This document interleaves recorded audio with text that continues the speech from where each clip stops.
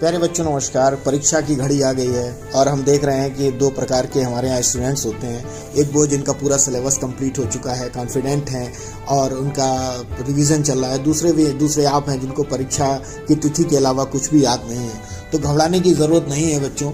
आज हम लोग देखेंगे कि हमारी तैयारी कैसी है। अब हम क्यों में नहीं पढ़ेंगे कि क्यों तैयारी नहीं हुई, तैयारी को किस तरह करना है। आज हम इस विषय पर ध्यान देंगे कि 7 दिन में हम अपना पूरा सिलेबस कैसे कंप्लीट करें।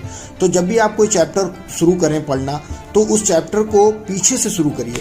सबसे पहले उसमें जो आपके बुक के लास्ट में जो क्वेश्चंस दिए होते हैं बेटा, जब आप उसको पढ़ते हो और उसमें से प्रीवियस ईयर के क्वेश्चंस पढ़ते हो, तो आपको उस चैप्टर के अंदर का जो भाव है आपके वो समझ में आता है और उस परीक्षा में महत्वपूर्ण प्रश्नों पर आपका ध्यान जाता है। तो जब आप ऐसा करते हैं तो आपका कॉन्फिडेंस लेवल बढ़ता है और आप अनावश्यक पढ़ने से बचते हैं। ये बहुत ही महत्वपूर्ण बात है बेटा। उसके बाद आप देखें ये टेक्निक आप हिस्ट्री, ज्योग्राफी और इवन बायोलॉजी में भी आप इस टेक्निक का इस्तेमाल कर सकते हैं। ये आपको फोकस होने में मदद करता है, आपको टू द पॉइंट पढ़ने में ये आपके लिए बहुत ही बेनिफिशियल होता है। दूसरा होता है एक्टिव टेकिंग सीट। अब एक्टिव टेकिंग सीट क्या होती है कि जब भी आप पढ़ाई कर रहे हैं, पढ़ने बैठें, तो आप अपने साथ एक रफ कॉपी, एक रफ नोटबुक जरूर लेके बैठें और जब भी आप पढ़ें तो आपका फोकस उसमें बना रहे। इसलिए आपको प्रत्येक पैराग्राफ से 2, 3, 4 कीवर्ड्स नोट करने हैं। ध्यान रखें, ये आप नोट्स नहीं बना रहे हैं, ये इसलिए कीवर्ड्स नोट करने हैं जिससे आपकी इंटेंसिटी और आपका फोकस उस पर्टिकुलर टॉपिक पर आपका बना रहे और जिससे आपको चीज़ें जल्दी अंडरस्टैंड होंगी। और ये जो कीवर्ड्स होते हैं ये आपको उस चैप्टर को समझने में आपकी अलर्टनेस को बढ़ाएंगे, आपके कॉन्फिडेंस को बढ़ाएंगे, आपकी अंडरस्टैंडिंग इससे इन्हेंस होगी और इसके माध्यम से आप बाद में अपने नोट्स भी बना सकते हैं। तो ये एक्टिव टेकिंग सीट सदैव आपके लिए बेनिफिशियल होगी और उसमें आप उन सारे पॉइंट्स को नोट करें जो पॉइंट्स आपको लगते हैं कि यार ये महत्वपूर्ण हो सकता है। उसके बाद है work on your answer writing skill. बेटा ये किसी भी परीक्षार्थी के लिए किसी भी परीक्षा में सबसे महत्वपूर्ण सेक्शन है, क्योंकि जब कभी भी हम किसी परीक्षा की तरफ जाते हैं, चाहे इवन बोर्ड एग्जामिनेशन हो, जब छोटे बच्चे होते हैं तब उनको एक लिखा पैटर्न दे दिया जाता है, वो याद कर लेते हैं। उनकी मैम ने जो रटाया होता है उसके अकॉर्डिंग ही वो अपना लिख के चले आते हैं, उनको अच्छे नंबर मिलते हैं। लेकिन जब आप बोर्ड एग्जामिनेशन में हैं, जब आप किसी कंपटीशन की तैयारी कर रहे होते हैं, आपको ऐसे लिख रहे होते हैं, तो उस दौरान आपकी राइटिंग प्रैक्टिस का सुधार होना, राइटिंग प्रैक्टिस बेहतर होना, ये आपके लिए एक तरीके से कहेंगे एक रामबाण है, एक ऐसा स्थान है कि जिसकी वजह से अगर आप राइटिंग प्रैक्टिस पे ध्यान नहीं देंगे तो आप अपना जो याद किया होगा उसको आप अपने फुल मार्क्स में कन्वर्ट नहीं कर पाएंगे।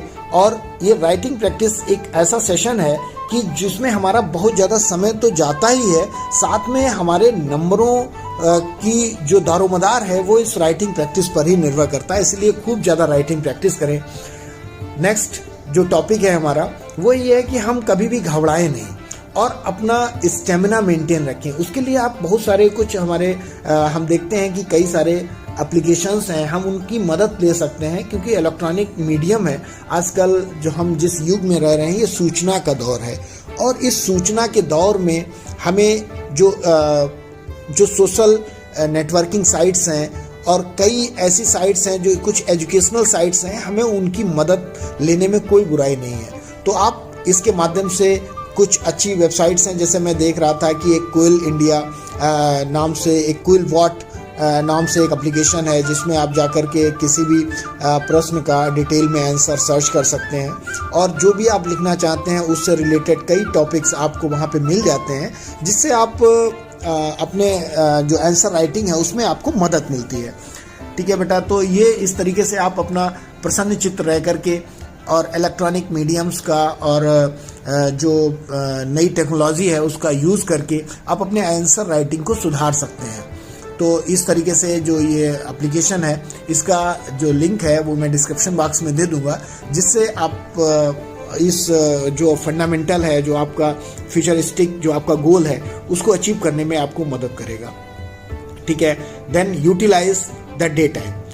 हमारा अगला टॉपिक है यूटिलाइज द डे टाइम। अब यूटिलाइज द डे टाइम क्या है कि हम देखते हैं कि हम में से ज़्यादातर लोग सुबह की शुरुआत थोड़ा बहुत आराम से करते हैं और उसके बाद शाम होते होते स्ट्रेस, एंजाइटी और परेशानी से भर जाते हैं। अपना ज़्यादातर समय रील्स देखने में, मोबाइल्स यूज़ करने में और बहुत ही अनईजी तरीके से पूरा समय हम अपना वेस्ट कर देते हैं। सुबह हमें ऐसा लगता है कि हमारे पास समय ही समय है, लेकिन शाम होते होते लगता है ना हमने चैप्टर कंप्लीट किया, ना कोई पढ़ाई की, ढंग का हमारा पूरे दिन का हमारा समय यूटिलाइज नहीं हो पाया। और जब पढ़ाई करनी थी उस समय हमारा ध्यान गेम में था या कुछ खेलने में था, और जब हम खेल रहे थे तो उस समय हमारा ध्यान पढ़ाई में था। तो हम किसी भी समय एकाग्रचित्त होकर के अपना समय का यूटिलाइजेशन नहीं कर पाते हैं, जिससे क्या होता है कि हमारा समय वेस्ट हो जाता है। इसलिए utilise your first half very smartly. दिन की शुरुआत में आप एक काम और कर सकते हैं कि सेंस ऑफ अर्जेंसी हमें पता होनी चाहिए। उसके लिए क्या होता है कि हमें दिन की शुरुआत में यानी फर्स्ट हाफ में हमें आसान विषय के साथ शुरुआत करनी होती है, यानी ट्रिगर योर इंटरेस्ट। कई बार होता ये है कि हम अपने इंटरेस्ट के विषय जो होते हैं उनको साइडलाइन कर देते हैं या हम उसे समझ नहीं पाते हैं। जैसे आप देखेंगे कि अगर आपको किसी पर्टिकुलर सब्जेक्ट में अगर आपको इंटरेस्ट है तो उसको आप दिन की शुरुआत में रखिए। अगर आप ऐसा नहीं करेंगे तो आपका दिन की शुरुआत बहुत बोरिंग होगी। आप ऑडियो विजुअल्स का इस्तेमाल कर सकते हैं।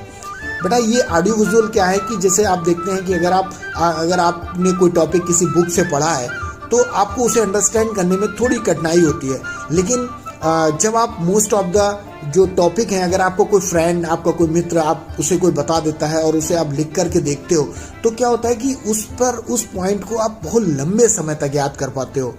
ठीक है, फिर आप उसको एकांत में बैठ करके जब आप उसको स्टडी करते हैं, आप अपने जो ऑडियो विजुअल्स जो मेमोरी होती है वो आपको आपकी मेमोरी में एक लंबे समय तक टिकती है। आप उसके लिए आप मैप्स का इस्तेमाल कर सकते हैं, स्केच का इस्तेमाल कर सकते हैं।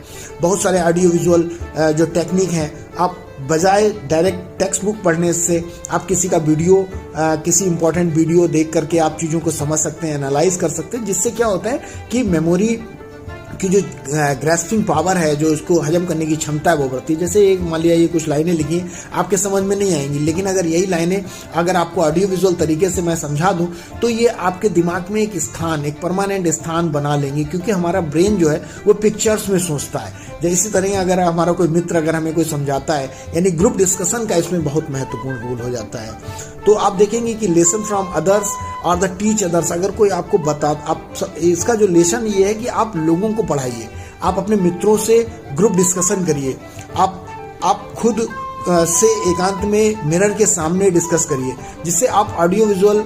और हाँ, एक खास बात और, एलिमिनेट द स्यूडो स्टडी। अब ये स्यूडो स्टडी क्या है कि हम देखते हैं कि ज़्यादातर बच्चे दिन में कितने घंटे पढ़ाई करी इस विषय पर फोकस रखते हैं, लेकिन बेटा इसमें महत्वपूर्ण बात यह है मेरे भाई कि ज़्यादा देर पढ़ना इम्पॉर्टेंट नहीं है, उसकी इंटेंसिटी इम्पॉर्टेंट है।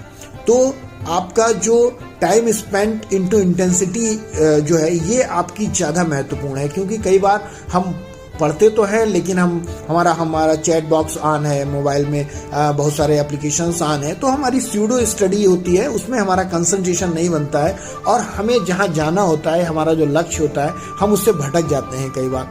और परीक्षा के दिनों में हमारी इंटेंसिटी बनी रहे, हमारा फोकस बना रहे, हमारा रिटेंशन बना रहे, इसके लिए बहुत ज़्यादा इम्पॉर्टेंट है कि हम अपना जो लेस ड्यूरेशन का बट मोर इंटेंसिटी की जो हमारी स्टडी है वो हमारे लिए बहुत ज़्यादा बेनिफिशियल होने वाली है। इसके लिए एक सामान्य तरीका ये है कि आप अपनी पूरी स्टडी को कुछ 3-4 स्लॉट्स में डिवाइड कर लें। वो 3-3, 4-4 घंटे के कुछ स्लाइड्स हो सकते हैं, कुछ गैप हो सकता है। आप उसको उसके बाद